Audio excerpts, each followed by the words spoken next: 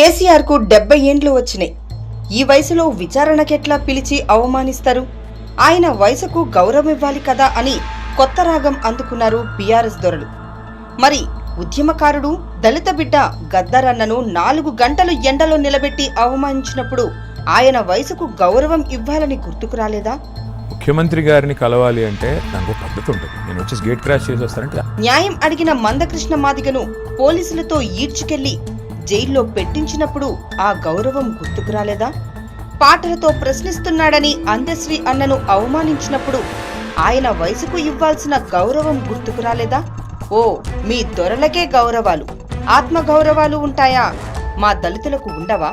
మీ ఇంట్లో ఏసీల కింద కూర్చోబెట్టి విచారణ చేస్తేనే మీ ఆత్మగౌరవం దెబ్బతిన్నదని అంటున్నావు. ఏ తప్పు చేయని మరియమ్మను లాకప్టెత్తి చేయించినప్పుడు మా దళితుల ఆత్మగౌరవం దెబ్బతినలేదా? మీ దోపిడీకి ఎదురు తిరిగిన మా నేరెళ్ల దళిత బిడ్డను జైల్లో వేసి 3rd డిగ్రీ ఇచ్చి సంసారానికి పనికి రాకుండా చేసినప్పుడు మా దళితుల ఆత్మ గౌరవం దెబ్బతినలేదా? ఈ గొంతు మీ అడుగుటి తల మీద తన్నాడు సార్, ఇట్లా తొక్కి పట్టి మీ దళిత మీకు దమ్ము లేని వాళ్ళు మీకు అవసరం రోడ్డు మీకు వచ్చే అవసరం ఏంటంటే మీరు షిపాయిలారా?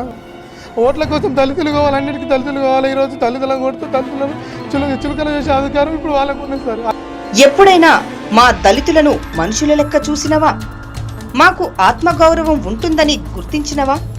ఇప్పుడొచ్చి ఆత్మగౌరవం గురించి మాట్లాడుతున్నావా కేసీఆర్? నాడు దళితుల పట్ల నువ్వు చేసిన పాపాలే ఇప్పుడు నిన్ను వెంటాడుతున్నాయి. ఆ ఉసిరే తగులుతోంది.